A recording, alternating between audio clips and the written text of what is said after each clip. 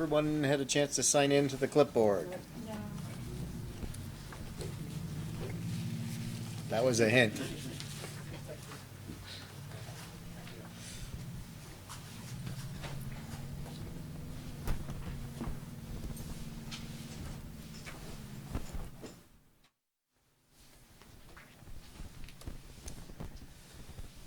Boy, Darren's got a big stack of papers for just gonna say the same thing. what doesn't seem to be a heavy night.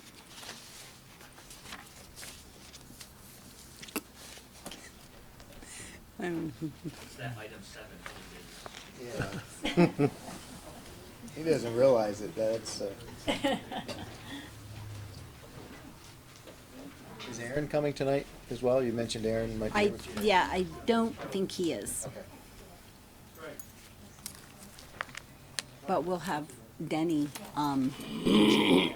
so we can hit him up with whatever. No, I was just wondering about this stuff. Yeah.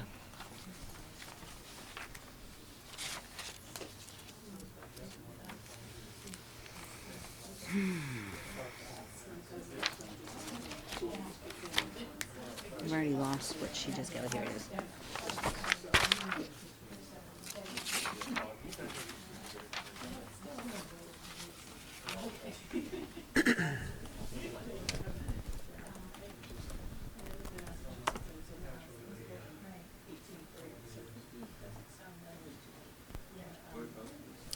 I was going through an application process at work for another position. They posted a position called the Systems Architect for the lab. Ooh, doesn't mean much yet, I like the title though. and it's pretty vague in the job description. I thought he was John Stewart. You were walking in, I was like, what's John Stewart doing? They said at the end, you gotta take What? Is that part of my But part? are they all?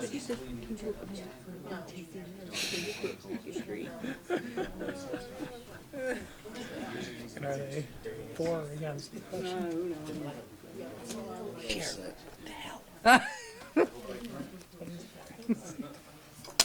So, just if this goes from off the consent, we're not looking at it tonight. It would, but Just- I agree. I'm just saying, that it will not be looked at tonight. We should just continue it. No, it becomes a regular app and Becomes it a goes to full another date and time. You can pull it off, keep the public hearing open, and continue it to a different night. But it's not a public hearing per se, it's a consent agenda item. It is, but that's why we put public hearing up here to kind I of. get it. All right, that's fine, so they'll have to reapply. Yes, that's what we're Fine. talking about. I mean, that's our part. If it doesn't fit Well, one, it comes off. If the discussion goes beyond much, it comes off. right. Yep. But we're Right. not there yet. Yeah, why not? Sure. I don't necessarily feel it has to come off in the, We're not there yet. So let's see where it goes. You're trying, those wheels are turning. I can well, feel that little so hamster. let's just play devil's advocate. So if you take it off, okay, so we have to take this off consent agenda, and then what are you proposing? To not continue it? No, then it comes back as a regular application. And I would suggest that you make a formal motion, open the public hearing to continue it, because they're not withdrawing, you're not taking action on it, you're just pulling it off consent. So either you have to motion to deny it because it doesn't belong on a consent agenda, unless you want to pull it off. Figure out the details as we get going. Well, there would have to be a motion to pull it from the consent agenda. Yes, So- and then a motion to formally open a public hearing, so that you can then make a motion to continue it to the next That's available. where we're going. So let's just see let's worry about the logistics when we actually get there. Well, yeah, but on the fly The bottom- logistics, sometimes we don't get our 2 cents in, and it doesn't go the way it should. Sometimes because you got 3 cents. Well, We only thank want you, 2 thank you, sir. That is a woman's prerogative. Simmer down. I come here to escape that crap. You don't scam, yeah. Should we pass this around? Johnny, Yeah. Patty wanted it. you're there, but they didn't. We're there You don't with have to Travis. sit down. You can sit Oh, there. actually, so you want the phone. So Travis said that Patty Davis came, so she wanted. So Patty Davis wanted this to be circulated through you guys, just to But she see, wants and it back. she wants it back. Keep it right there.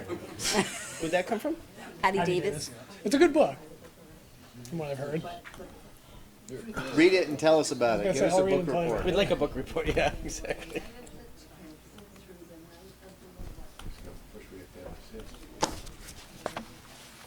I got 4 minutes. Ditto. Is our recorder good enough for 20 minutes? Hopefully. My battery is full, and there's nothing on it, so.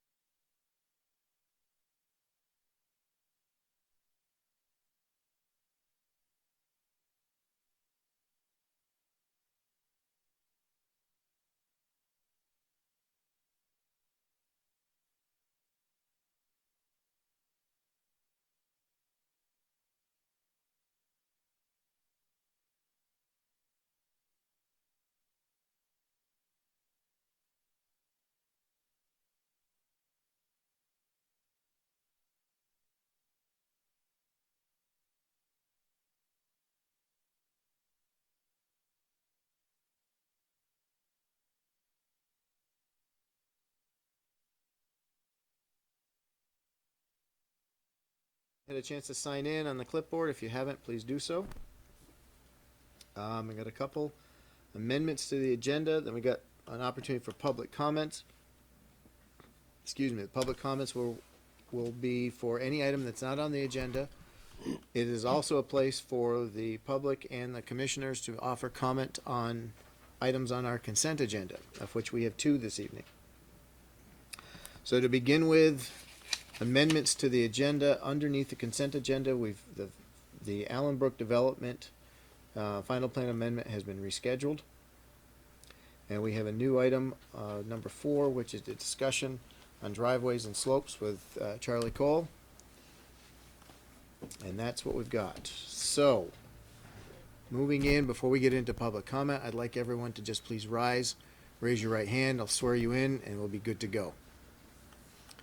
Do you swear that any testimony you present this evening will be truthful to the best of your abilities? Thank you.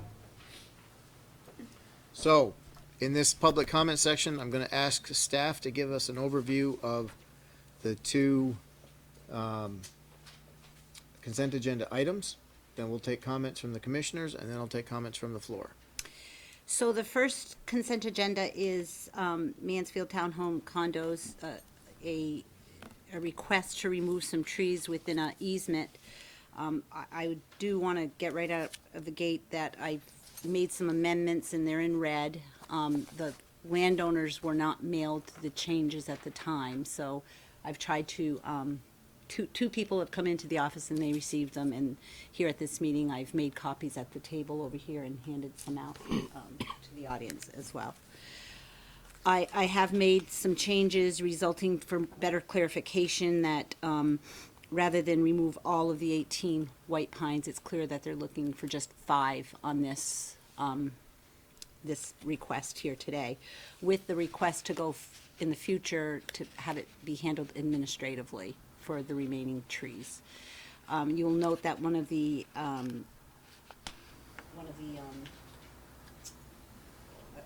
exhibits is from the tree warden who has called out that there's a lot of invasive species and dead trees that they're also looking to take out and remove. I would point out that some of that is not within the easement, and not on the approved landscaping plan that was provided to you.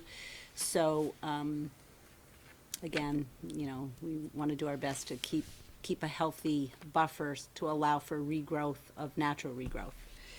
The second, and that's basically, I can answer any questions if that may come up. The second consent agenda is for some minor lighting on the building at 4 Morse Drive, Rackett's Edge. They went rogue and only got approval through the state to put up some lighting, and received a complaint, and rather than issue a notice of violation, they have been cooperating with getting it fixed, and that's why we're at this table. So it's pretty minor. And that's all I have at this moment. Commissioners, questions, comments on either consent agenda?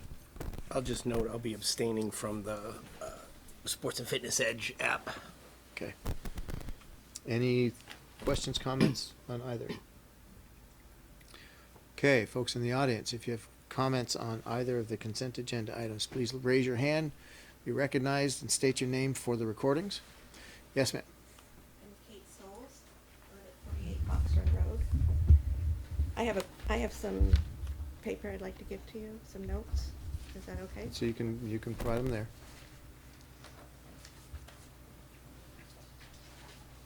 I don't know if I have enough for everybody. These are the photos. So we're probably not going to sit and read them right now, so if you can give a synopsis of them, that would be good. Yeah. I just want to introduce myself a little bit. As I said, I'm from 48 Fox Run. And if you looked at the map that is present, on the circle, I stick out a little bit, right? Yeah, let me show you. Yeah. I am right here. So the pine trees aren't per se right behind us, but as you can see, there are a couple that are close to us.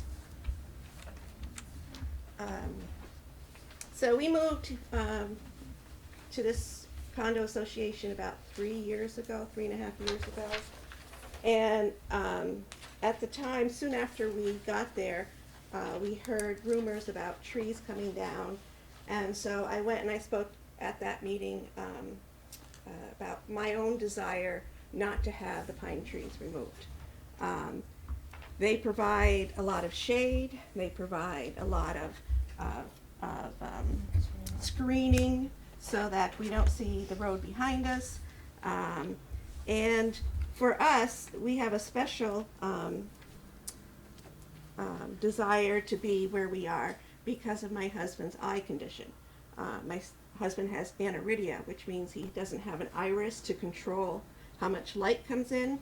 So we have always chosen places to live that have a lot of shade, as much shade as we possibly can get, and kind of settled into like a wooded area if possible.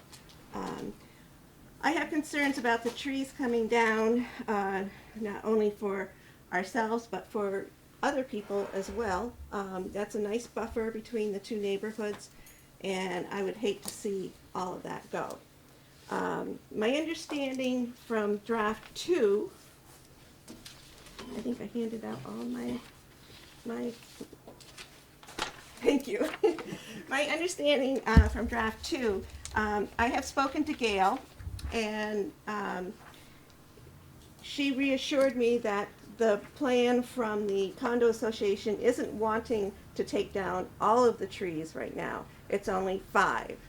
But if you go through, so I kind of went through the draft to make sure that that's what's really indicated in the new draft, because it's my understanding that this letter with conditions then becomes part of the condo association's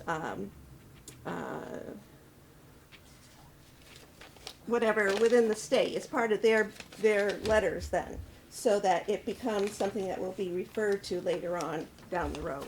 So anyway, looking at that, what I'd like to point out is that on paragraph 2, lines 38 and 39, the quote is, "The remaining trees will be removed in phases as requested." I don't believe they're being requested to be moved in phases. All that they're asking for is that those 5 trees come down now, and that in the future, if some other tree becomes diseased or is threatening to fall, that they can then come back to the board. But from my understanding, there's no plan to take all the trees down in phases, so I thought you should perhaps change "will be" to "maybe" and cross out "in phases" and change "as" to "if." I've got all this before you. Paragraph 3, line 1, under the findings, I just thought, I've got the wrong thing here. So let me jump Sure. ahead. What would you like us to do? Well, I'd like you to take out anything that says "shall" to "may." I'd like you to state that under paragraph 3, line 40, in conditions, I'd like you to clarify no new natural tree growth. If you look back into what was under Exhibit A, what was put forth was that by taking down these trees, it's not going to affect any of the buffer zone. But if you start taking down all these other shrubs and any trees that want to grow, you are taking away that shield between the two neighborhoods. So I pretty much put it out there as to what I would like. The other thing that I would like to be addressed is the trees that replace the ones that are being taken down. Initially, it was said that they were going to be evergreen or aborites, I believe, and yeah, arborvitae, sorry. And what has been changed in the language is that it's going to be species as noted in Exhibit C. I did not have Exhibit C to look at, but my understanding is that unless you have that language in there that they are going to be evergreens, you aren't necessarily going to get that. And I think it's important that you have a type of tree or shrub that provides that barrier year-round, not be a deciduous type of shrub. Okay. So that's what I have. Thank you. Thank you. Anyone else? Yes, ma'am. My name is Dorothy Grazier, and I live at 29 Fox Run Road, which does not, is not along the area where the trees are coming out. I'm a committee chairman for water drainage problems that we have, stormwater drainage problems. And so I am just wanting to kind of explain why we're not pushing for a lot of replanting there, because at this point we're not sure what kind of work we're going to have to do in making further drainage in the area. There are 3 areas in the complex we're looking at, and this is one of them. So I just wanted to give some background on that. Okay, thank you. Anyone else? Yes, sir. Yeah. Hi, my name's Thad Wolosinski. I live at 36 Chelsea Road, directly behind units 22 and 21. And I would like to point out that according to these plans, it appears that there are 3, 6, 9, 10 trees. And in actuality, I think there are 3 there now. A lot of these have disappeared over the years. Our property line comes pretty much right down like this between 20 and 21. And some of these, this is a hedge between the 2 units. That's not a tree. There are 2 small trees here. This is one that's coming out. These don't exist. And I think one of these don't exist. So You have a picture you want to show? yeah, I have pictures that I can pass around, but we're concerned, as some of the neighbors are, with the visual screening between the residential houses and the condominiums. And right now it's pretty thin, and any trees that come out are going to significantly decrease this visual screening. So we would like to see, if trees do come out, please plant some effective screening trees. Is there anything else on this? Yeah. Quick question for staff. Was screening on those boundaries part of the original approval? No, just. Thank you. Did you want to see any pictures? I have pictures taken from my back porch. I don't think we need them, but if you'd like to submit them to staff, you're welcome to. Okay, I don't know if, Yes, ma'am? It's not, I'm Gail Lawson, Okay. and I just would like to clarify and address a few comments that were made, if this is appropriate. If you've got questions for us or comments about the application, Well, I just want to clarify some things that were said because they're not correct. you can address your comments to us. I don't want you to say that that person didn't say no. something that was true. Oh, or no, anything no, like that. no, yes, I understand. No, I just wanted to explain, with regard to what Kate Soul said with, regarding the letter from Gardner Supply, there is an attached list of plantings that's proposed. It does include, you probably have it in your packet, it includes evergreens as well as deciduous shrubs that grow to a height of 6 or 8 feet.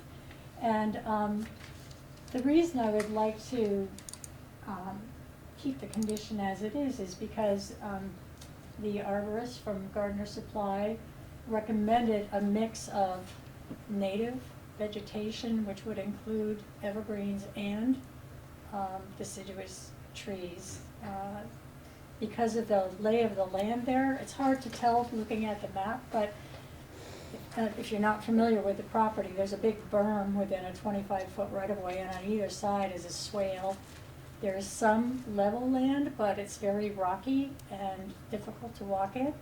And so we're not sure at this point exactly what trees will need to be planted and where, so we would like to have a variety to choose from, including the evergreens. The other thing is the landscape plan, which you see up here, was the approved plan by the Planning Commission 20 years ago. And the trees are not exactly as they're shown on that plan. I have walked the property. Originally, there were 20 white pines that were required to be planted. I'm not sure all 20 survived. I only could count 18, and there's one stump. All of those pine trees are within the 25-foot right-of-way, but the buffer area varies from 40 to 50 feet along the back of those condominiums. And so it doesn't show deciduous trees and all the shrubbery, but there is a lot more landscaping there than what you see here. But a lot of it is deciduous. Okay. Thank you. Can I reply back? No. Not yet. Clarification? Clarification in a moment. Let's make sure that anybody else has questions, and I'm gonna go to the board, because this is not a back and forth. Okay, Greg Bostock, 38 Chelsea Road. I suggest that, whatever this permit amendment, define each phase and the time frame. Now it's like, when is this all gonna happen? 10 years from now? 5 years from now? I'm assuming the first phase is going to be spring 2020, maybe April 1st to June 1st. We're going to take down the 5 trees. We're going to plant such and such for screening. I suggest there are actually the appropriate plant or tree for screening actually exists between, pretty sure between this building and this building. Excellent screening, nice and high, but this is screening this set of buildings from this set and this from that set. Those are the proper shrubs or trees to be planted. So as it is now, I mean, it's how many phases? 5, 10? We have no idea. Thank you. And it just says, remove the trees, doesn't specify, we're gonna plant in the place of these trees, such and such trees. Okay. And the ones that are suggested, balsam fir and white spruce, you're gonna have in the same condition you are now with the white pine. Some of those firs and white spruce grow as tall as the white pines. They're softwoods. Essentially, they're susceptible to damage from wind and snow, whatever. Thank you. Just add another 2 cents. So I hear that it seems like the words in phases are causing people some heartache. Originally, I was under the impression that they were looking to remove all of the trees within a phased thing. Really, what they're asking for is to not have to return to the planning commission if staff can do it on their own, and they have no idea that the next phase might be 10 years and 2 trees, but. So I think we've dealt with that because the conditions don't say phase. Right, okay, very good. Thank you. So I got a couple questions, if I may, unless you. And this is to staff. We continually have discussions about buffers. And buffers mean different things to different people. But I'm questioning why we're even looking at this, given that this feels like it is a condo association management situation. There's a condo management, we've got the letter that the condo management said they're gonna do this, they're making a change. I'm curious as to why we're looking at it. The only reason that you're looking at it, in my opinion, is because the planning commission approved this landscaping plan, which shows just the trees, not all the other shrubbery that may or may not have existed. So if they wanted to amend that landscaping plan, it follows, our procedure has been to follow that you come and amend. Because typically on approved apps, if a tree is diseased or dying, the applicant's required, our language nowadays is that those trees must be, maintained in perpetuity. So they would never come back to this board for Right. a removal and a replant. Right. Generally with Act 250, there's a certain percentage of acres that needs to be covered, right? So if trees are removed, once it reaches a certain percentage, then you've got to replace those trees. And I know in our association, it's up to our association to keep that in mind. I don't know if it's different with this one or not, but. Again, if we want as tight, approvals weren't written as tightly as they are today. So I read the conditions. And I don't see,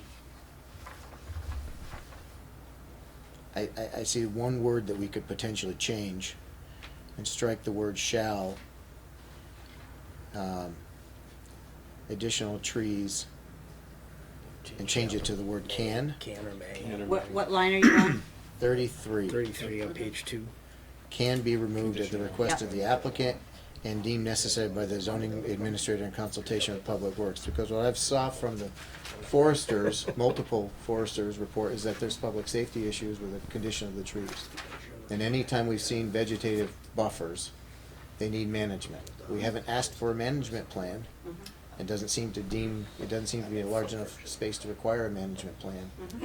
But we generally don't see these coming back to us. It talks about an equal number of replacement trees, and the species shall be from Exhibit C. We need to clarify what Exhibit C is. We probably shouldn't say Exhibit C unless it's embedded in the. So can we can either write it out or as noted in finding 2. Yeah. I just think to wrap it up, and that really seems to my understanding, it covers.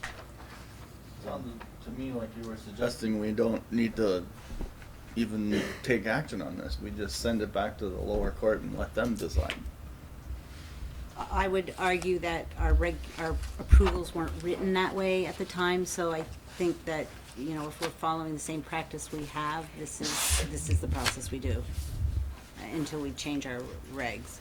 I mean, the other flip side to this, I hesitate to call it out, is because it's on a town right-of-way easement, Public Works can go in without question of your Right. table to lop these off. Right.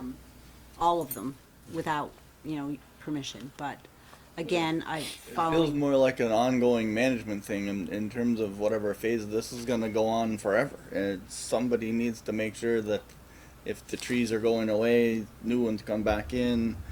It's always nice to check with their neighbors and make sure you got the placement and the type. If they have any input, great. If I like the way this is written in the sense that it sounds like you're going to have some group of people that are knowledgeable provide some assistance, which is great. But I feel like saying, go manage it, see you later. And that would be, this might be the opportunity to then put in the language that just states, going forward, management plans are dealt with between the condo association and staff. So do we want to see a management plan? Management, not management plan. Oh. Well, okay. Buffer management. Because I think the elements are here. It talks about, especially when we reference that Exhibit C, it talks about the species, it talks about mixing species, it talks about, it talks about replacing. A tree comes out, a tree goes in. Has that Exhibit C been cross-checked against whatever our allowable plantings are? Been flushed through the And Chuck town Vile was treatment. with them Yeah. on this visit. So, buffer management shall be approved by the association? Is that, Buffer management, I mean, if we're talking about, it's before us because they're making an amendment right, to the plan. So that has to come to staff. right. Those recommendations came to us from the condo association. I don't see that having to change. Okay. I mean, I'm just, help me on this, guys, if there's another piece on this. I can't imagine we need another plan. I think we're fine. I do as well. I think the pieces are covered. All right. We can strike the one shall in the conditions, and it's. Okay. Put May Hmm. So do that on line 31, yeah. Well, that's where I had it. I was on That line is- 33. Yeah, condition 1. There's two of them in condition 1. There's the applicant shall, in the Nope, first because sentence. that's what the ask is That's the for one now. that is happening right now. Line 33. Line 30, the later on is the May be May. removed at the request. Okay. Just checking. Yeah. All right. Okay, so we're still in the public comment section. We've been batting this around. Ma'am, you had wanted to have some rebuttal. You still want to provide comment? Thank you. Any additional comment? Yes, sir. This management thing, how definitive? We're not asking for a management plan. We're saying that the condo association is gonna manage the buffer. The way they see fit. In accordance with the original plan. So understand, everything ties back to the original planning commission approval for this subdivision. So any changes to that require planning commission or staff approval. So that's what this process is. They're coming in asking for an amendment to that original approval. So, So the staff, the planning staff evaluates correct. They look at the original approval and then decide if changes are in conformance with the original intent of the application. And staff includes, none of the abutters would have any, potentially could have no. Only if there's substantive changes, and that's why you would have been notified if there were substantive changes that change the original approval, then it comes back before this board and you participate as you are now in the public comment process.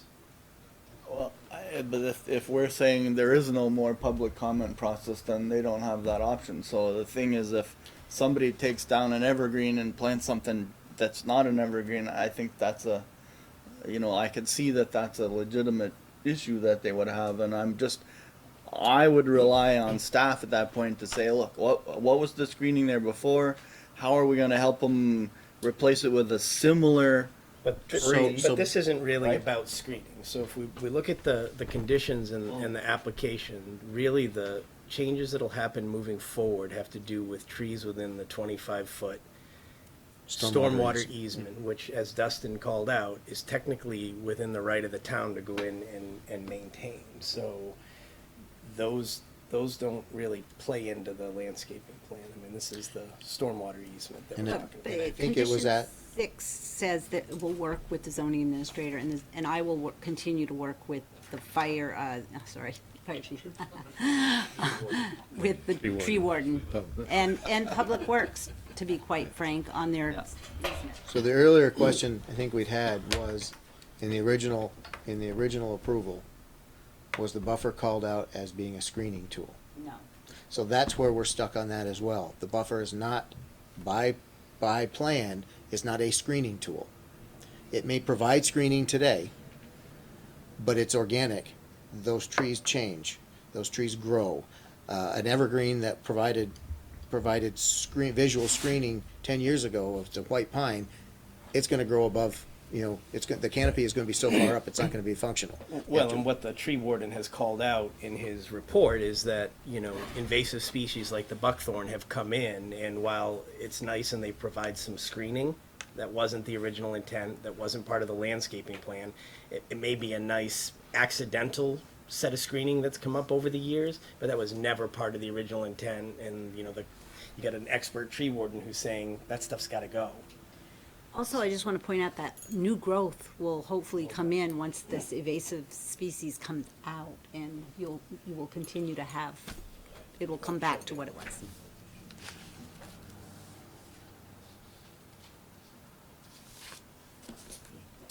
So I do feel, yes. Can I just ask a question? What is the difference between a buffer zone and a screening? Yeah, we shouldn't be using buffer in in this conversation, because there's no requirements in the regulations for buffers between residential areas. We have buffer zones, for instance, in the Saxon Hill area between commercial and residential. There's a certain area that has to be maintained in its natural vegetative state to provide a buffer between the commercial activity and the residential. In this zone, there's no buffer requirements between residences. Now, if there were conditions, which this again happened a lot of years ago, but in today's applications, oftentimes we put conditions between developments to provide for screening, but we don't use the word buffer in that case. So, was anything used in the original? I don't know, because I haven't seen the original. I'm relying on staff. Right. And often- Again, the landscaping plan does not show or call out. It simply calls out the whatever the number is, White, pine, of which we have which is identified why it ended up. 18 in the stump. Right. I have another question. Yes, sir. The 50 foot, is that an easement to the town? 25. To maintain the stormwater? The 25-foot 25. stormwater 25 foot? easement? It shows also 50 foot. So I believe that I think this is 50 foot right here. yep. So I believe that the 50 foot is the buffer, and then the 25 foot is the stormwater easement. Is that correct? That's how it was written. All right, so the town has Right. access to just the 25 to maintain the. They could clear cut that if they felt they needed to, that was the access that was needed. As is true with other easements too, you see a lot around town. Kellogg Road got cut down on the corner, but anyhow, So I kind of don't want to, I don't want to keep kicking this horse. I think we get, So technically this is condo property, this whole 50 foot, including the 25 foot. and the condo association has submitted the request to amend the landscaping plan, which is what we're looking at and what we're addressing. I think we've got language in here that talks about an equal number of replacement trees, established trees, not just saplings. A need to go in. The species should be planted to be in accordance with the recommendations of the arborists involved, and that's going to be for plantings, viability of the plantings, and the in harmony with the area and other natural species. They're not going to be requesting invasive species or evasive species.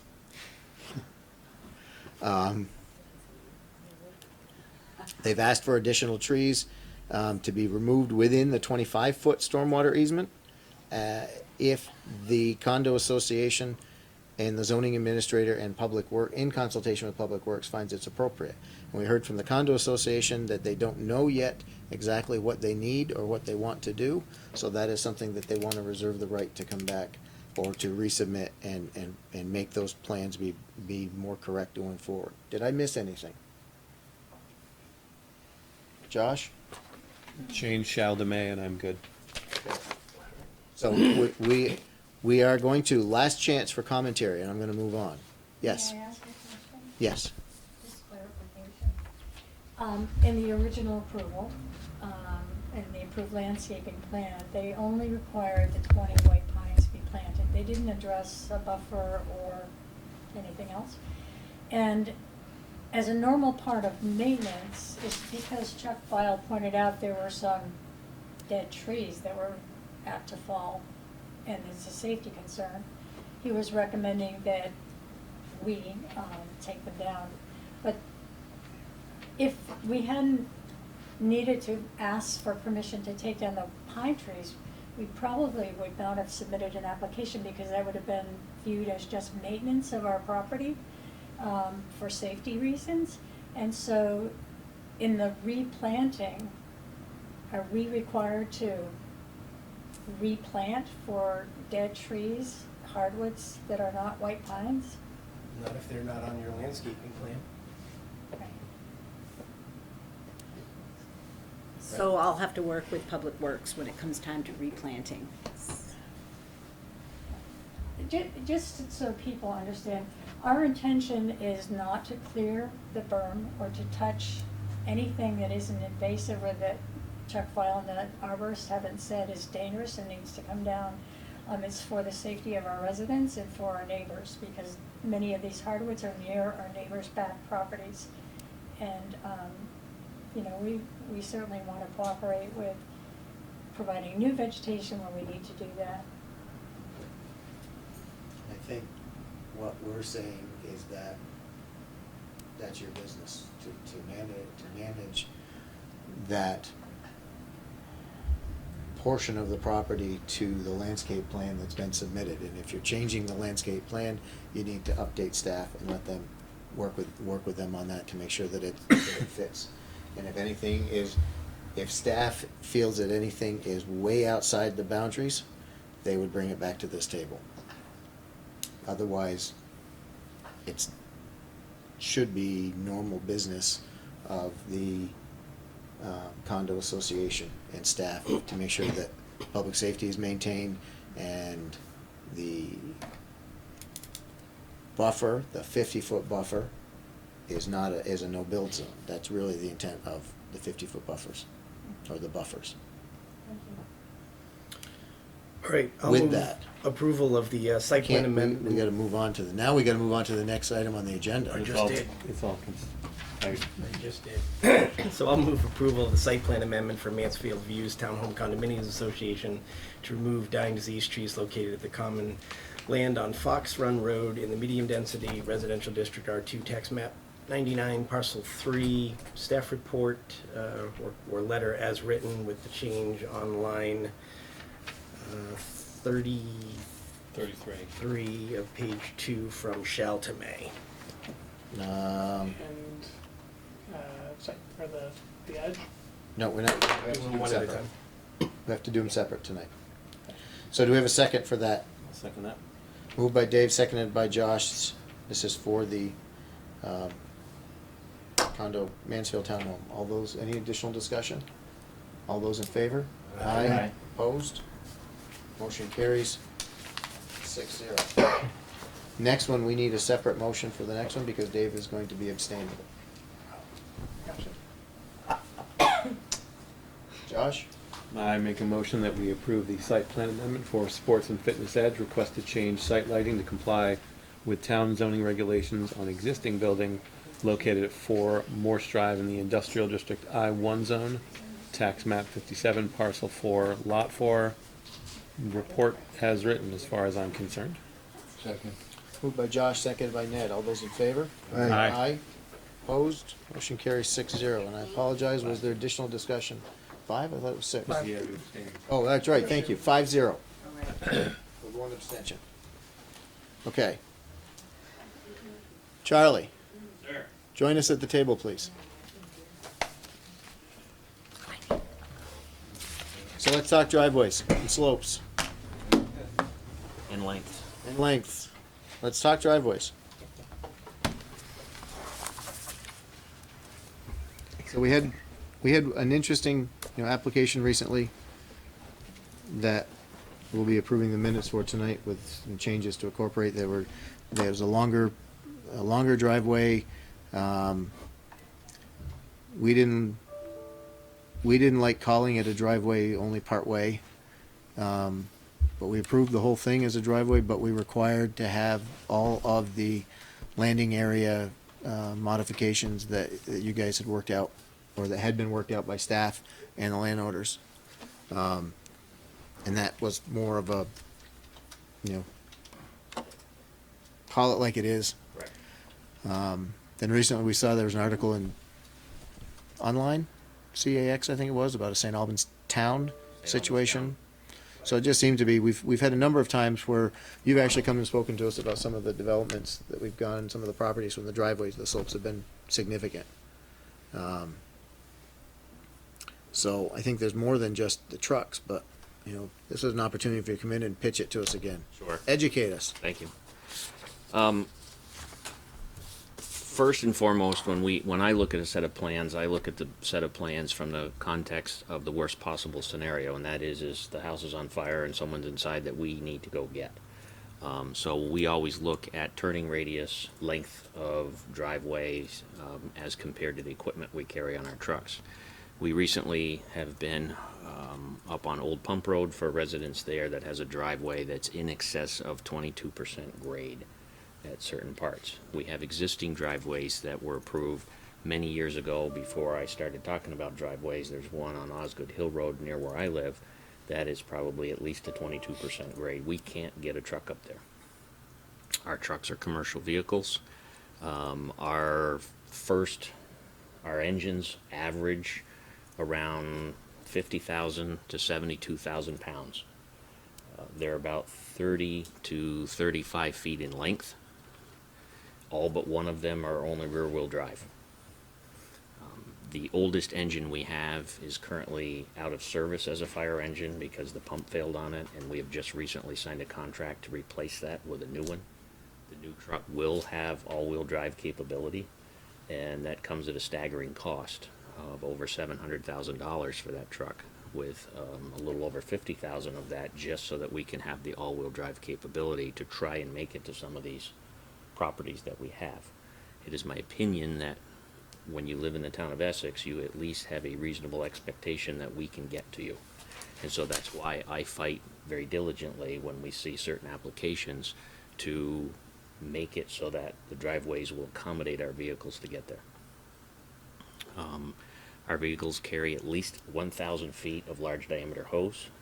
This newest engine will carry 2,500 feet, and even at that length, it still will not reach some of the houses that we have. I've got a listing.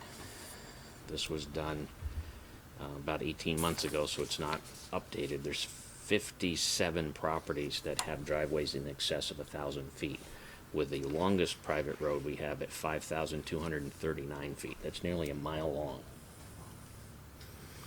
So with that, in addition to the slopes and grades, there is nothing we can do that forces a landowner to maintain that road in the wintertime, maintain that road for potholes, or guarantee at 2 o'clock in the morning that we can get to the property.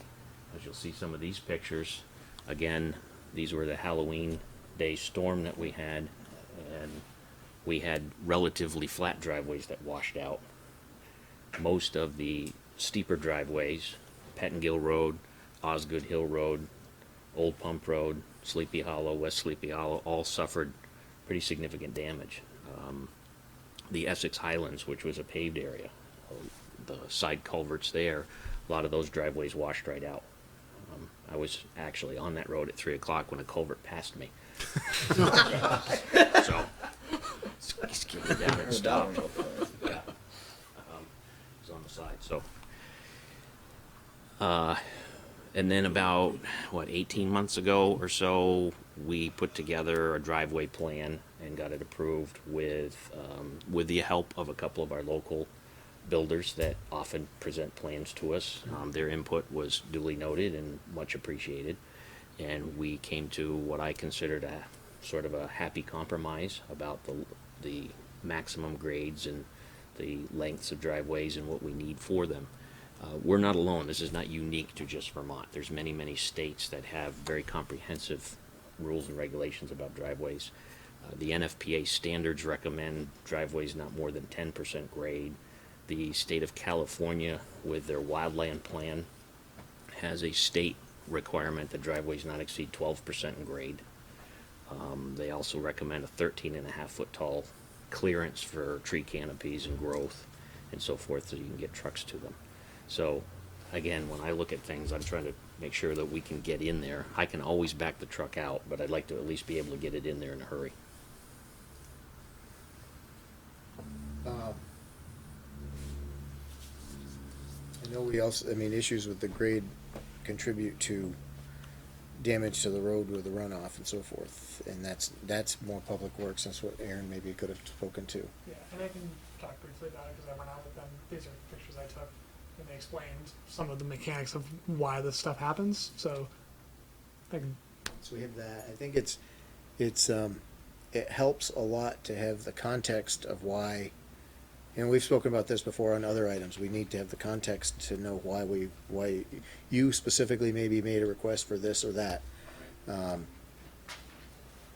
I think it's good for staff to hear it as well, so that we're all more or less on the same page. That a landowner may want to have a steep driveway because, but no. And having lots of cutbacks isn't going to do it either, because you can't make a truck around the hip. Turn, right.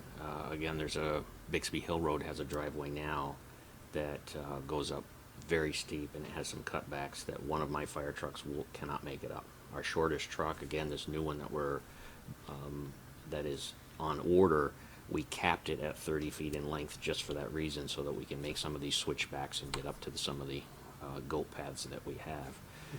The other issue that came up recently with the driveway was with the grade being too steep. The applicant said, well, we'll just end the driveway here, and we won't have a driveway going to the house because there's no requirement. Well, if the driveway ends at a certain distance, we don't have fire hose long enough to get to the house with sufficient fire nozzle pressures to then go in the house and make it up the stairs to where the fire is to try to put it out. So again, doing some research online, there's most of the states that have driveway requirements are stating that the driveway would need to go at least to within 50 feet of the building. Not right up to the building, but again, that's a reasonable expectation to get there. And this doesn't take into account even getting an ambulance up some of these driveways to get a patient out. So even if the building's not on fire, just getting an ambulance up there. I know that Essex Rescue has one ambulance that's all-wheel drive, the other two are not. And again, the grades, when you get a vehicle on a 22% grade, we can't park a truck on that grade and pump water from it because the oil doesn't stay up in the engine. The water, you only get half a tank of water at that point because, again, they're engineered for a 10% grade. They're not engineered for a 22% grade. So are we at the point where any of these recommendations there's enabling language, regulatory language for us as a community to be able to use that? Is it like in a public works spec? Is it in our spec? Do we have it? We have and I gave it to Charlie, so I'll let you finish. We have it in the zoning regulations under, I don't know what section it is, but under Access. driveways. Okay. 3.1G. Yeah. Regulations there. We as a fire department have also presented the town manager, and assistant town manager with a set of topics to create new ordinances for the town of Essex. And this would be one of the items that we would also put in there for life safety ordinances. Would it be an option for us if there was a a series of clear recommendations, not necessarily ordinances yet, but a document. Would it be an option for us as a commission to be able to adopt them as guidelines, like we've adopted for other you know, for lighting and so forth? Could we adopt and make just one of our documents guidelines for, you know, life safety guidelines? I personally think it's pretty black and white in your regulation already. I like your suggestion of maybe massaging this one and adding the driveway must be no further than 50 feet from the structure, but Well, the reason I'm asking is because to make the change to the regulation requires a process to make the change to the regulations. yeah, but that's just for the 50-foot buffer, and that was, in all my years here, that shouldn't have happened. You know, unfortunately, the landowner put a request in to the wrong authority. They didn't come back to who issued the building permit, and or maybe even the planning commission. They just did it. So, it doesn't happen a lot. I think that since these regulations, these access standard regulations went into effect, our driveways are a lot better. But we've also had 2 requests. And we've had The two, waivers. and we've had The two waiver requests. from The them. second one was the West Sleepy Hollow Road, one Boiselle. And that one was very tricky because a part of it was 100 feet. So it reads if it's no longer than 100 feet, the grade doesn't matter because you'll park on the road. They were 100 feet and 101 feet. So that one, So is that I had them come through to be on the safe side because a portion of it went over the 100 foot. But I think generally speaking, since this reg went into effect, it's been effective. But it can always be better. And so I think, as Sharon said, you already have the language. You don't need further guidance adopted by the Planning Commission on top of that. Just need to enforce the standard. Or 14% now, is So right now So it is reads, the average grade of driveways 100 feet or longer shall not exceed 12%, and no section of driveway shall exceed a grade of 14%. Proper transition between changes in grade is required. And, you know, unfortunately with the 100-foot one on West Sleepy Hollow Road, that, again, the contractor didn't make any inquiries. So I guess what I'm more going for is the explanation beyond that. So we need the ability to turn the trucks. We can't have switchbacks because you could have a switchback and you never, you know, the average grade could be such. I mean, the explanations for some of that is what we've said this before. We don't have the reasoning for the grade being limited to this, and it's because the trucks are this. They're 2-wheel drive, not all-wheel drive. They're XYZ. So I think that's where I'm just wondering if adopting descriptive language as an accessory document provides us with context without having to go through a formal regulation approval process. It's not that we have a regulation that talks about the grade. Now, why is the grade important? I mean, that's just, that's something that I don't know that we hear that, unless you want to put it in each time you write a recommendation, so we know why. But if we have that and it's a consistent explanation, why not adopt it as a guideline? I think there's no harm in doing that, but again, I do think that we also have under site plan review that there's a requirement that this town can provide fire services, and I'm looking through the subdivision regulations to confirm that there's something in there as well, but I'm pretty sure there is. So I think if you would like staff to clarify when there is a question about whether there's conformance to those standards, clarify the intent behind them, we can do that. In a finding? Or I think there's just if there's, go ahead. We just got to be careful. Like, I mean, I can speak to the old pump one because I sold that lot. I mean, they came in and asked for an amendment to change the building envelope. That created that problem. Well, I think the building envelope as approved met the driveway grade, but the That's house what was I mean. located. That's what I mean. The original building envelope kept the house down. Which, No, but even the amended building envelope was acceptable, but they just didn't put the house where they said they were going to. Okay. Because I know when they pushed that envelope up the hill, that's where it got steep quick. Well, right, and what they did was they put their septic in first.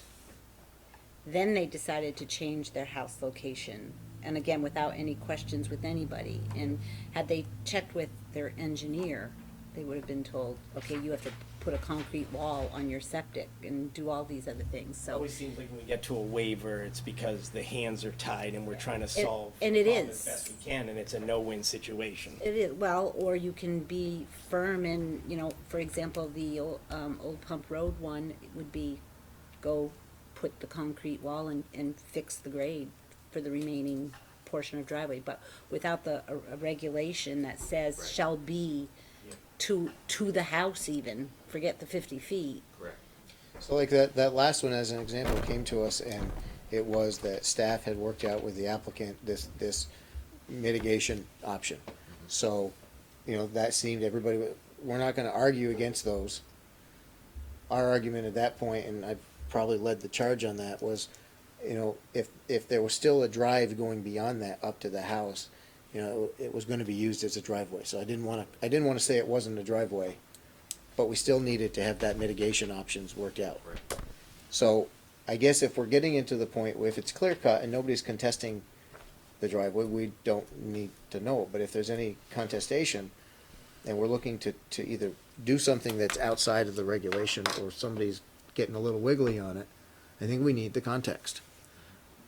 I think we The only need, way that application could have gone differently was if when I gave the notice of violation, and I think I gave that one a notice of violation, not allow them to return to the planning commission table, go appeal my decision, the remedy would be go to court and fix it.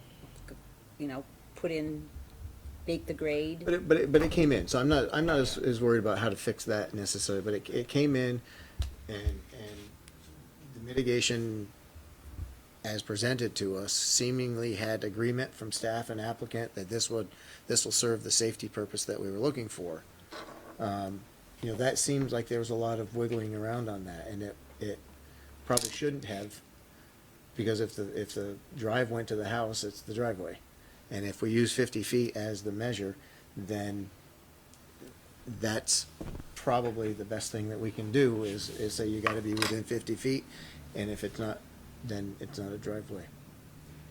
So to answer your question, or to get back to your suggestion to adopt some guidance around that, I think that probably would be helpful, but it doesn't have legal enforceability until it's in the regulations. Understood, but it gives us a reasoning, and it may not be necessary if you wanna provide that each time, to provide the context of why we might be having to discuss a driveway, then at least we understand where the discussion's coming from. And that can also be tied back to ability to provide fire services and the health and safety. I think that's where you stand on. If you can't provide the services to the, I mean, you're Which we have in telling, the regs, what I'm saying. you're saying it's 50 feet, or 50 feet's the number you're aiming at, Yes. and we got a slope, then we've got grounds to stand on. Where are you at with your ordinance with management? With the budget season going on, they're not, On a delay. working on it right currently. Any thoughts at this point? You guys want to?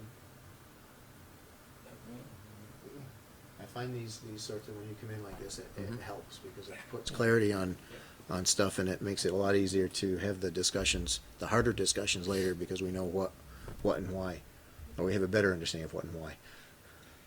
On that note, one other thing you might want to add into your guidance is not just the access by fire, but the stormwater issue.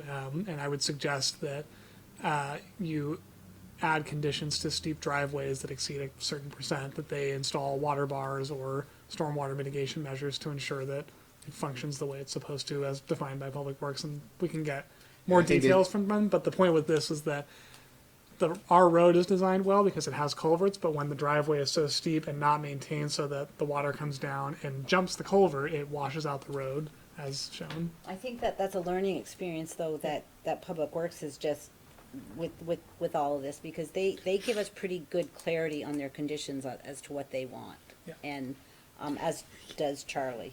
Yeah. So I think that they So we can probably have learned Public some. Works draft guidance. Another item that we're working on that we have recently brought forth is driveways that have private bridges on them. Because currently none of the bridges are posted and we have no idea what their engineering capacity is. Surprise! Yes. Right. The first truck will serve as the bridge for the next truck. If it's going Buy fast enough. $700,000 truck. Well, yeah. Wow. some of that's getting into engineering stuff that we don't want to be able to, the ones to. But we're asking if they have it, then it be posted on it so that we would read it before we go across it. That's where we're headed with that. So do you guys have bicycles that you can use? Well, I find that there's a root question here, which is that if you build it, we should be able to service it. And part of me feels like that's not a given. You know, like I maybe want to build something that I don't care if you can get to, and yet I hear the town saying that's not your decision. We're going to tell you that we want to be able to get to whatever you build. That very answer came up with Yeah. the recent house, and that's great as long as you own it. But if you sell it to someone else and they aren't aware of How that, would they would need, and I think the bridge is a great example of something that we're not even thinking about yet, probably, but that's just as bad, right? I mean, how many problem people is- design for a fire truck? The problem is it turns into a CYA thing, because like I'll give you an example in my real estate world and you'll appreciate this. So if you don't have a secondary means of egress in a below grade finished basement, only applies to multifamily because that's all that fire safety has jurisdiction over. But your option is rip out the finished space, install a secondary means of egress, sprinkler it, or they allow you to put a deed restriction in that says that the buyer will not use the space as finished space. How many people do you know that are going to have a nice finished room in a basement that, based on a deed restriction, are not going to put their kids down there watching TV? So it's like we do these things to cover our butts, but the life safety, we haven't fixed that. There could be a fire and your kids are trapped down in the basement. So it's like, I'm not sure we want people, I mean, I'm all for property rights, but I don't know if we want people building on a 30% grade and a bridge that one of our trucks can't get over. And again, all of that ties back to the original purpose of zoning, which was protect the health, safety, and welfare of the community. So I think we have pretty strong legal authority to enforce that, or to regulate it. If they want to push the limits as far as access, that would be when you'd want to say, okay, then sprinkle it. You know, what you're doing, and all you're doing is sprinklers, there's probably where these issues arise, there isn't enough water pressure for a home sprinkler system to do anything except slow it down enough so that they can get there. And home sprinklers they can aren't get there, you rocket know. science. Yeah. Bridge part really, that's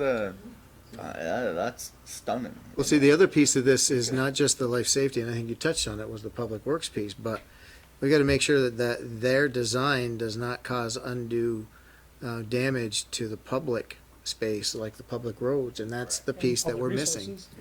I mean, West Sleepy Hollow is a great example that has, over the years, has had a number of challenges. And I'm looking at this. Where was this?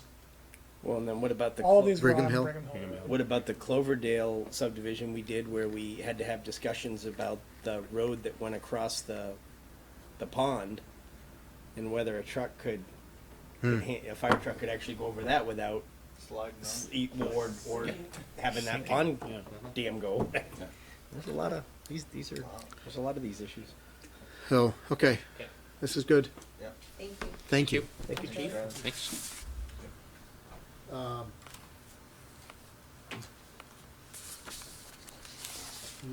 Anything brief on the ETC next? So, Josh and John Alden went through the documents, mostly the master plan document and the design guide, and made some recommended changes about language and presentation of the information. Josh also put together a revised or a rewritten executive summary based on your. See you, Charlie. Thank you. Did a nice job on that. So, Well, I have a theory that I use at all my sort of service organizations, which is if you can do it yourself, great, and then if you don't have the time or energy or whatever, then you have to hire somebody. So we hired somebody, they got some of the way there, but it's really great that we can step in and clean it up at the end. So that was really good. I like that. And if you did get the chance to look through it, you saw we didn't drastically change the aim of the document at all, and we didn't swipe out any regulations. We just said, and here's my executive summary, here is what we are trying to do. So then when you go through the whole thing, you see, oh, this ties back into the point. We want it to be better connected and more cohesive. And then at the beginning of each chapter, I sort of put some of this language back in, or say, put language in saying, as we said in the executive summary, as we said in the opening. So then things like signage and wayfinding identity, those make sense in the context of our overall effort, and it's not just seemingly arbitrary regulation. Yeah, I thought you did a great job. Thank you. And then my markups on the report were more about trying to get them to organize the material so that it was logical and it's hung together. I mean, I'm an old-fashioned reader. I don't want to read, like bits and pieces all over the place, 20 pages apart. I want to see the story when I'm reading logically kind of all come together and make sense. And I just felt that, we were basically trying to push and pull it so that it all did hang together. And I don't, there's some stuff maybe that just actually moves out of the document or becomes, an appendix or part of the appendix. But I still think all the material that they generated is great. It just can't all be in front of you in kind of a scattered way. It has to really be tightly managed. May I ask a question? Sure. Is the final document gonna be 11 by 17? We don't know yet. Well, I don't think we're there yet. And I haven't figured that out yet either, because I keep printing it large like that just so I can read it. But I figure that's my eyes, not, but it can be smaller, right? Is it 11? Is it 8.5 by 14? Format is What's intended to be 11 by 17. 11 by 17. The main reason for that is some of the larger maps and images are 2-page spread on 11 by 17, so it's really 11 by 34. So I think it's safe to say right now, I mean, it's fine if that's, not fine, but we're really, I think, focused on the content right now and not the delivery. I mean, we've been fighting at this stage, we've been struggling with the content and so forth, so. Well, if you do it right, you could do it as 8.5 by 11 and make the 2-page spreads actually on the right fold page, right? Yeah, if you sequence it right, it'll work. You make a double page when you want to show something like that. You open a page and there it is, with the description on the left-hand side and the drawing on the other. So we'll keep that in mind, Darren. I mean, as we get closer to the end, let's focus also on usability, not just, I guess my question is, where does this whole process stand vis-a-vis completion? When are we going to have a project? Now we're looking for an interim planning director. Which let's roll into this a little bit. I mean, I met with staff and Greg talking about this, and I don't think we're not stuck to a particular calendar at this stage until I hear differently from staff. We're trying to make this right at this point instead of trying to hit somebody's a calendar date. So in terms of general timeline, we met with the consultants, was it earlier this week? I'm sorry, I'm just putting my jacket on because I'm cold. We met with them and talked about, based on the changes that the Planning Commission has suggested to the document, which they haven't seen yet. So based on those, they would revise the document again and provide a clean copy to the commission. And after that, they would hope it would be adopted and forwarded to the select board. Select board would review it and accept it, give it an initial, keep moving forward, we like this, or change this. And at that point, you would start working on the regulations, because the select board, the way the project's been structured, the document, the plan and the regulations need to be adopted together so that they can maintain parity with each other, because if one says one thing, if the regulations say one thing and the plan says another, it creates some Who liabilities. sets in that, Act who 250. set that need? Who created that need statement? Because I don't agree with that. So that is based on wanting to make sure that this stands up in Act 250 and Section 248. If the Planning Commission, through making the regulations, added something or took something out or changed something that fundamentally changed how the document, fundamentally changed its agreement with the master plan, that wouldn't have the standing of law in Act 250 and Section 248. They would go to the master plan. So say you wanted 5-story buildings in the master plan, but to allow 6-story buildings in the regulations. Not saying that would happen, but just as an example, the Act 250 would limit it to 5-story buildings. So I would challenge the assumption that means that the things have to go together. I think it's in my mind, the assumption is that the plan and the zoning regulations have to be in sync, and we can't make substantive changes in the zoning regulations that go outside of that plan. I would agree with that. I would not necessarily agree that the plan and the zoning regulations have to be adopted simultaneously.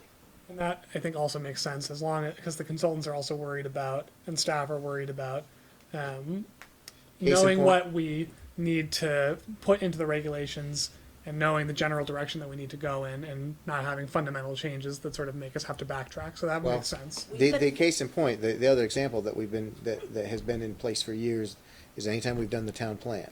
You do the town plan and then you make the regulation changes to support the town plan. You don't do them at the same time.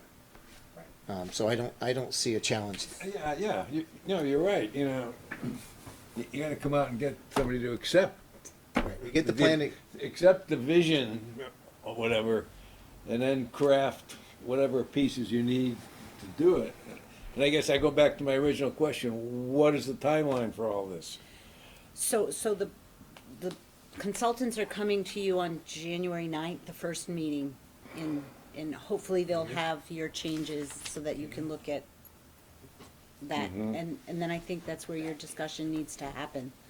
All the questions you have here are valid, but I think they need to be, let Mark and Sharon defend why they're proposing what they're proposing and give them the understanding of what it is you want. So I think, and as a commission, we have to own this. And we've said this a few different times, but as a commission, we have to understand if there's a legal requirement to do certain things in a certain time frame, we need to know that.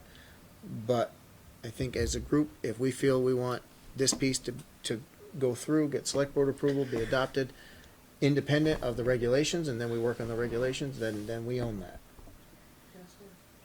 Yes. Why couldn't there be a preliminary approval pending reconciliation with the regulations, or adoption of regulations compatible with? I don't have a problem with approving the vision first and then making sure that the regulations are in sync.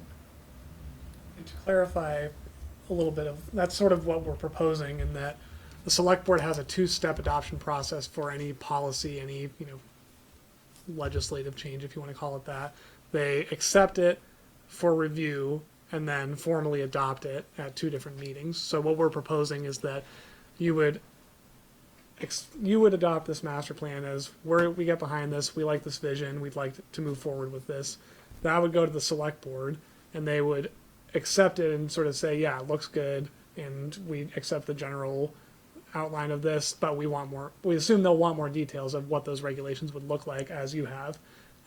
So that's the point where we would get into those regs a little bit, because you are comfortable with the vision. So this is where I'm concerned that if we tie the two together, we won't get approval for either. And we've had that before. If they hold up if the select board chooses to do this, it's their business. But if we hold up the approval of this vision, depending upon the zoning changes, those could take a substantial amount of time or not, and then we run the risk of not liking this zoning change, so we're not going to accept the approval. Whereas, the plan and the vision, if we accept the vision, they don't accept the zoning changes, we can modify the zoning changes, but we're still working to the vision. I'm concerned that by tying them together, it's both are going to either succeed or fail. Too big a bite. Yeah. And, I think you probably need to have maybe a conversation with Greg as far as contracts. We did talk about that a little bit in this meeting. And they were thinking, Mark had mentioned that he could let it go a little bit more, but we didn't really talk specifics as to doing it separately. so I think we have, and that's the last few times, and we've spoken and so forth. So if need be, I mean, if I think we have to see what they present.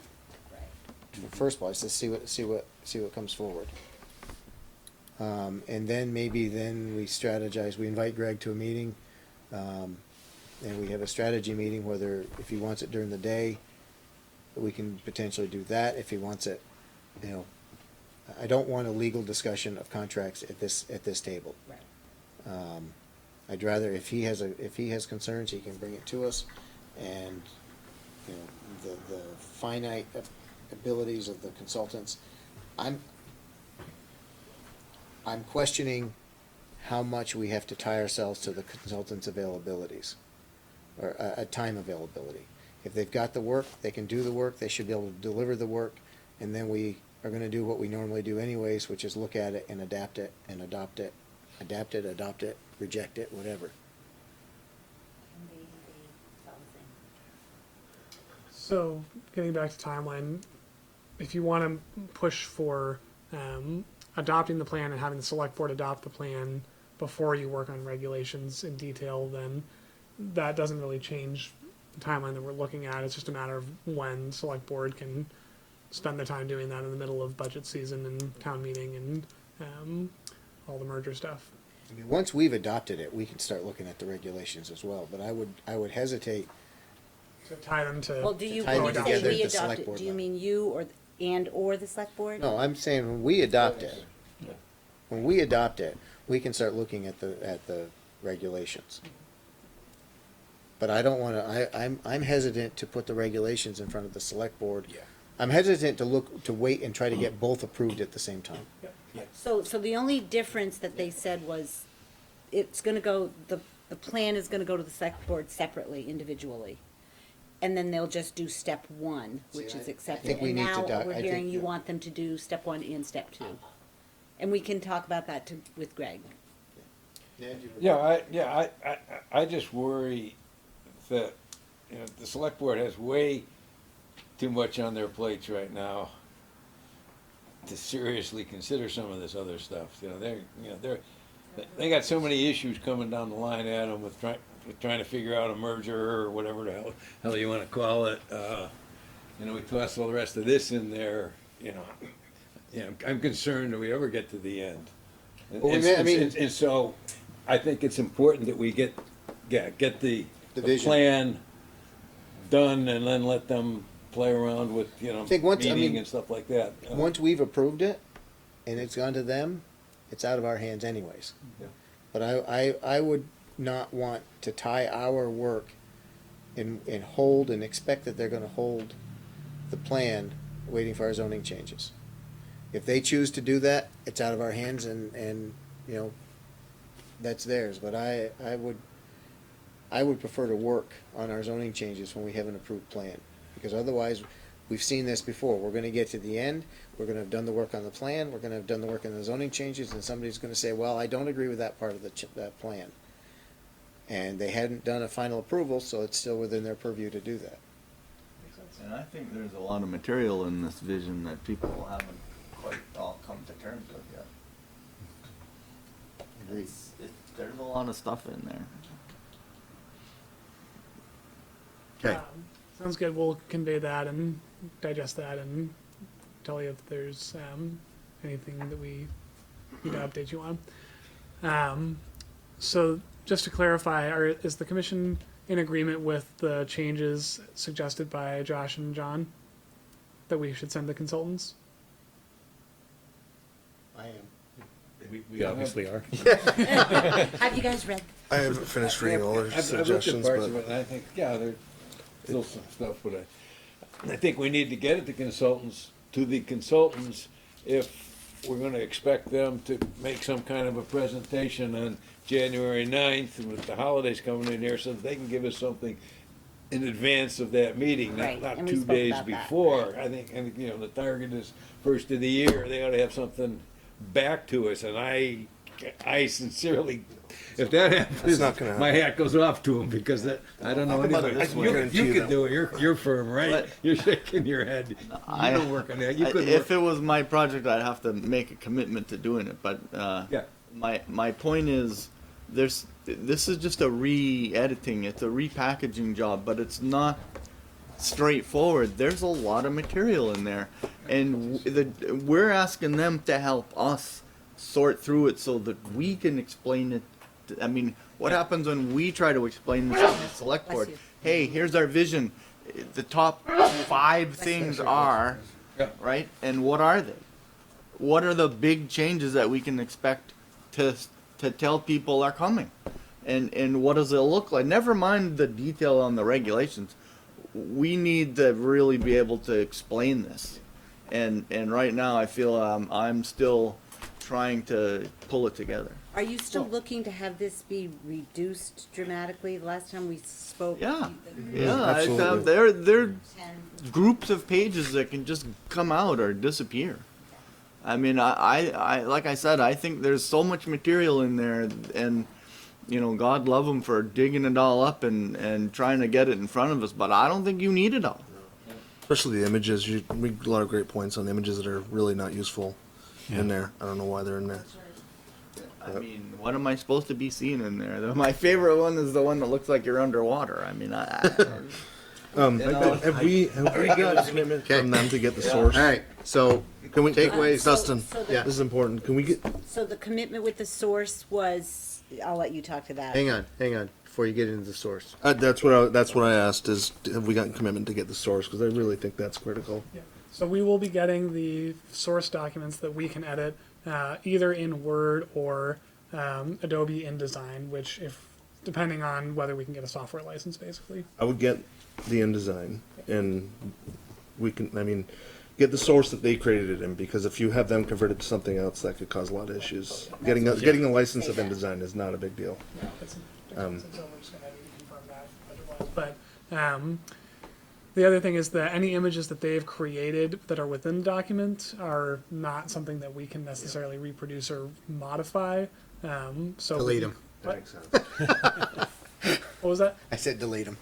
And are you going to ask them to put it into a smaller size document? I mean, I think We'll ask them about that. they should get a heads up about that. Okay, You're so, asking an awful lot in a short. so we're moving off from this at this stage. I think there's some Yeah. marching orders on this. The general, Yeah, ready. We'll send it is tomorrow. get them moving.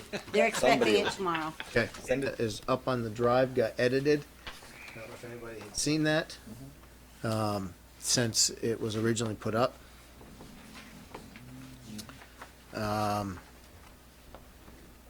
Sharon, do you want to touch them real quick, I or? don't know if I have to copy that. Okay, let me hit them real quick in the, Is it in the PC minutes folder? It Talk- should be on the G drive. You want to see the red? Yeah, yeah. You can see the red. So we have a couple, so on the,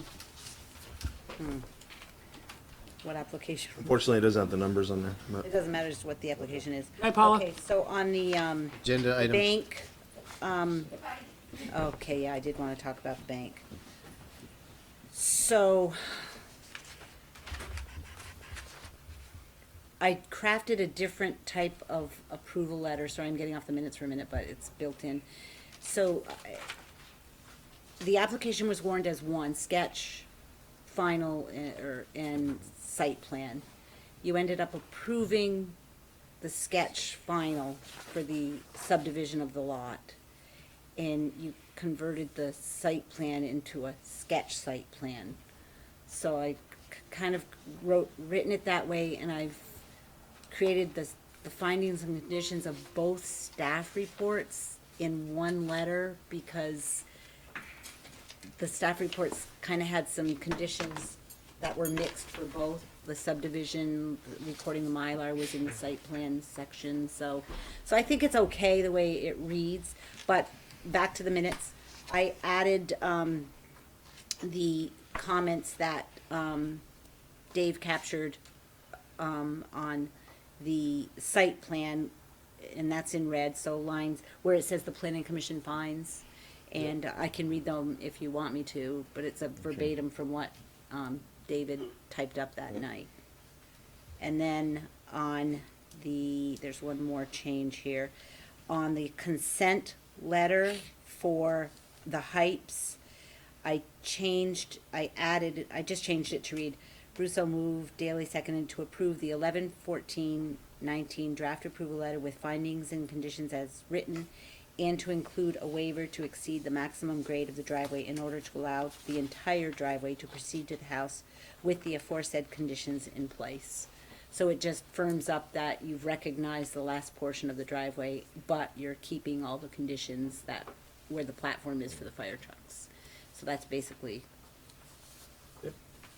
Thank you. So, the motion, do we have a motion for the minutes as amended with the red, in red by Sharon? I'll move that. Second. Moved by Johnny, seconded by John. So line 83, I either want to strike that or put the whole conversation there, because that doesn't make sense the way it's written. So what I was saying, or what I said, and when John and I were jesting, was that O'Leary Burke was I use O'Leary Burke on all my projects as well too, so I would have to recuse myself for everything they essentially represent, and that I only recuse myself if I have a direct conflict of interest or they're one of my clients. So I don't think you want to capture that whole conversation, so I just strike the lines. All right. Because it just, there it reads It was jesting, and yes. Yeah, well, there it reads like, I only recuse myself. It's like, no. My point was that Paul O'Leary is my go-to engineer. He's my engineer. Right. I think it was a learning curve for Johnny. I don't know. I still think I have to disclose it. You guys don't. I don't have to necessarily recuse myself, and I wasn't saying I'm gonna recuse myself, but I have to disclose certain relationships if they're not already obvious. And if you have similar ones, I mean, we're supposed to disclose them, and everybody's aware of it, and fine, right?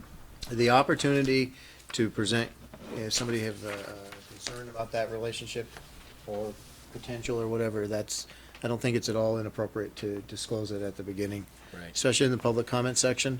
That's probably the best place to do it, right at the start of the meeting, under public comments, even if it's not that particular application that's at first on the line. I guess I just see that my challenge would be I wouldn't want to start every meeting with disclosure that. You know everybody. Well, because I would essentially be disclosing. You're popular.